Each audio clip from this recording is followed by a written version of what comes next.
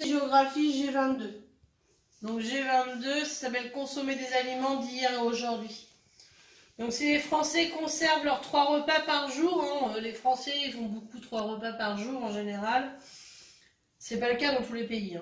Les aliments consommés sont modifiés au cours du temps, ils utilisent de moins en moins de produits de base au profit de produits transformés. En effet, hommes et femmes travaillent et ne peuvent pas donc consacrer trop de temps à la préparation des repas.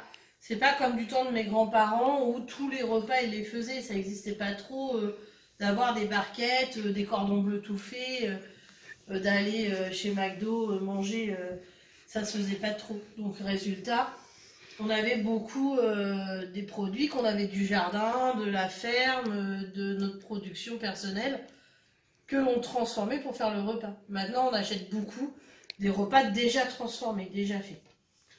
Donc on va avoir évolué les habitudes alimentaires.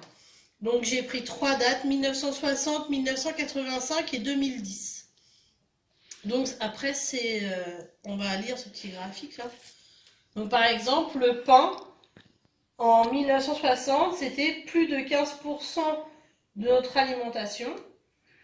En 1985 on voit que ça a déjà bien diminué, c'est déjà 6%.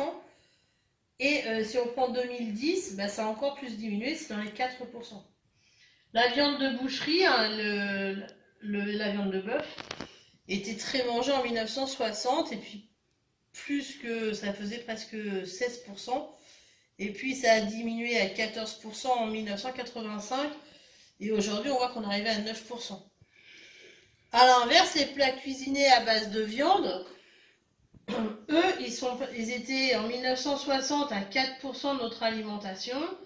Ils sont passés à peu près 7% en 1985. Et puis là, actuellement, en 2010, c'est 9%.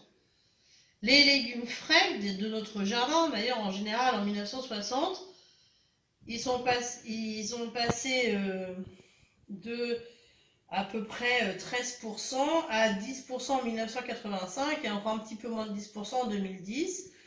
Les yaourts et les desserts lactés, quelque chose qu'on mangeait pas trop en 1960.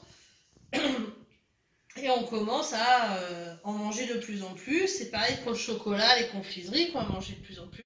Boissons sucrées et sodas, pareil, ça augmente énormément. Donc il y a une grande différence entre les habitudes de 1960 et celles de 2010.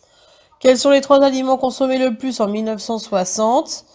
Vous répondez. Quels sont les 3 aliments consommés le plus en 2010? Quel aliment a subi la plus forte baisse de consommation entre 1960 et 2010? Quelle consommation de produits ont augmenté entre 1960 et 2010? Attention, c'est quelle consommation au pluriel, donc il y en a plusieurs. Donc quels sont les 3 aliments consommés le plus en 1960? C'est donc la viande, le pain, les fruits et les légumes. Quels sont les 3 aliments consommés les plus en 2010? Donc c'est les fruits et les légumes, la viande et les plats cuisinés qui étaient très peu consommés en 1960. Donc on a gardé quand même les fruits et légumes.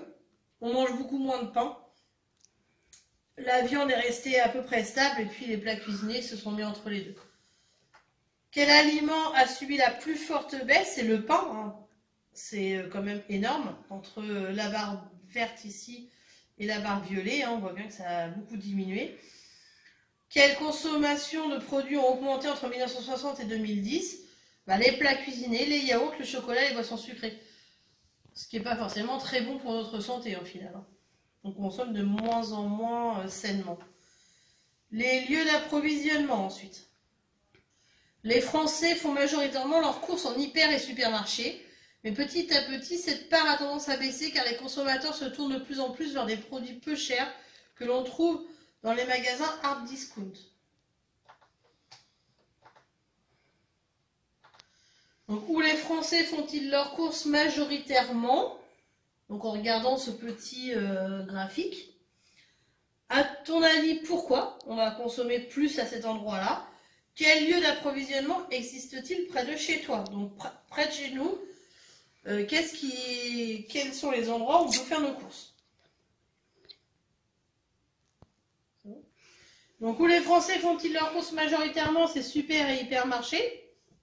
38% dans les supermarchés, 37% dans les hypermarchés.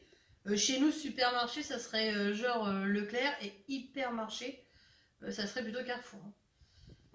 À ton avis, pourquoi? Ben parce qu'il y a plus de choix, plus de places de stationnement, les prix sont plus accessibles en général, et puis aussi la facilité parce que tout est regroupé au même endroit. Il faut bien le dire, on prend son caddie, on peut acheter tout ce qu'on veut. C'est pas comme si je vais au marché je vais trouver des choses à un marchand, puis après à un autre, etc. C'est plus compliqué. Quel lieu d'approvisionnement existe-t-il près de chez toi? Donc nous on a plutôt des supermarchés, on a des commerces de proximité dans les villages et dans les villes, près de chez nous.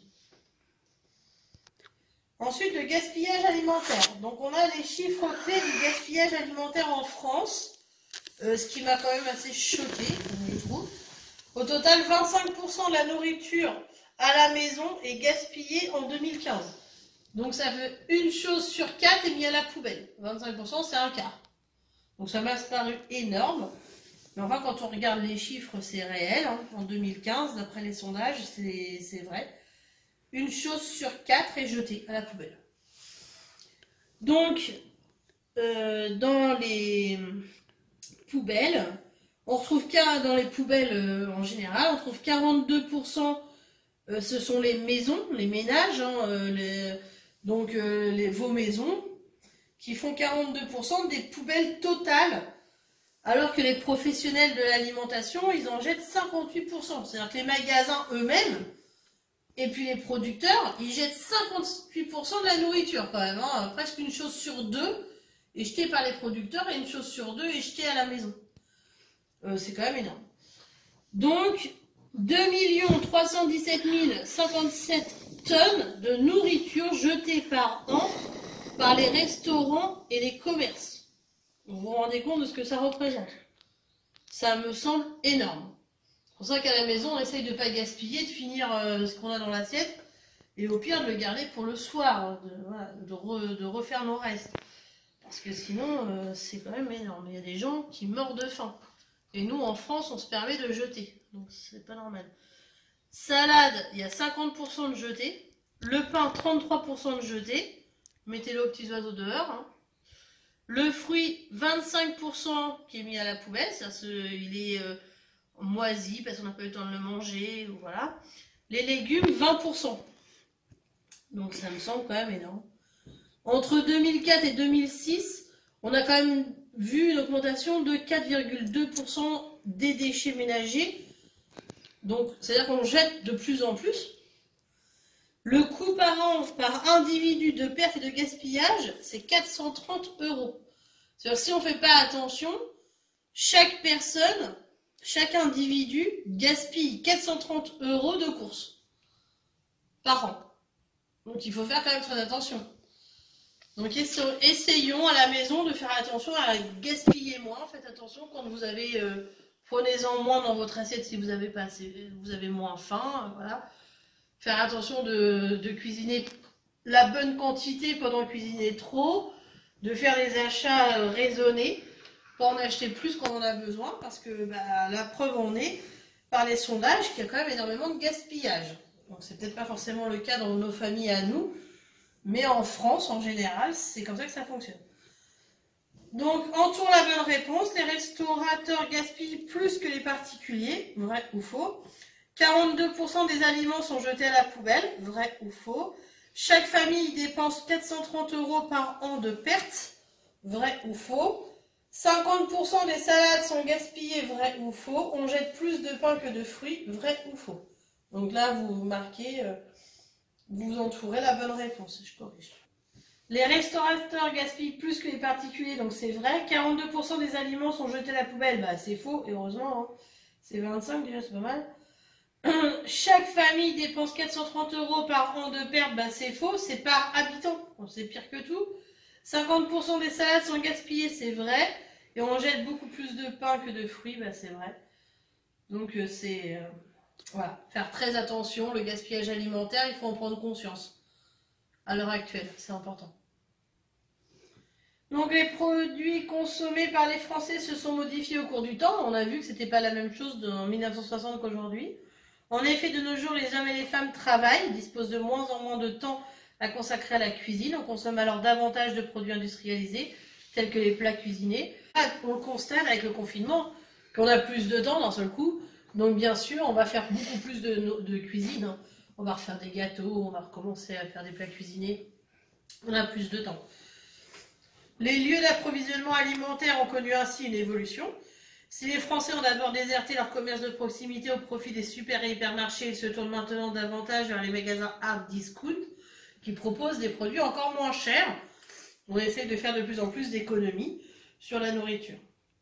Le gaspillage est aussi en pleine évolution, puisque de nos jours, environ 25% de la nourriture est gaspillée. Et donc, c'est en évolution. Ça veut dire que c'est de pire en pire. On gaspille de plus en plus. Donc, il va falloir faire attention. Vous les premiers, hein, les enfants, je vous dis toujours, c'est vous les futurs citoyens. Et c'est à vous de faire attention. Encore plus que nous. Vous devez faire attention à gaspiller de moins en moins et pas continuer à faire augmenter ce pourcentage. Merci, voilà pour cette leçon.